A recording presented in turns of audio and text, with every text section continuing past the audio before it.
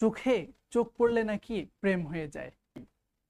আমি তোমাদেরকে শেখাচ্ছি না, দেখো এইখানে আই, চোখ, চোখ দিয়েই আসলে 5টা ইডিয়ম অ্যান্ড ফ্রেজ আমরা সুন্দরভাবে শিখতে পারি।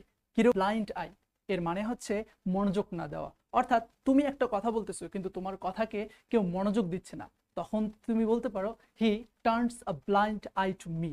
সে আমার কথাই কি দিচ্ছে না, মনোযোগ দিচ্ছে না। Second, in the public eye এর মানে হচ্ছে প্রসিদ্ধ হওয়া, ফেমাস হওয়া। যেমন কেউ একজন তোমার ফ্রেন্ড অনেক প্রসিদ্ধ হয়ে গেছে, সে he is a TikToker, that's why he is famous. তখন তুমি বলতে পারো হি ইজ ফেমাস না বলে he is in the public eye, সে হচ্ছে অনেক বেশি প্রসিদ্ধ। 3, হিট দ্য বুলস আই, অর্থাৎ তীর নিশানায় লাগা।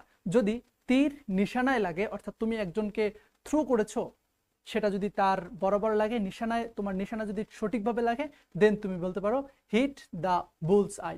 সি আই টু আই এর মানে হচ্ছে একমত হওয়া। তুমি কারো কথার সাথে যদি একমত হও তাহলে তুমি বলতে পারো সি আই টু আই।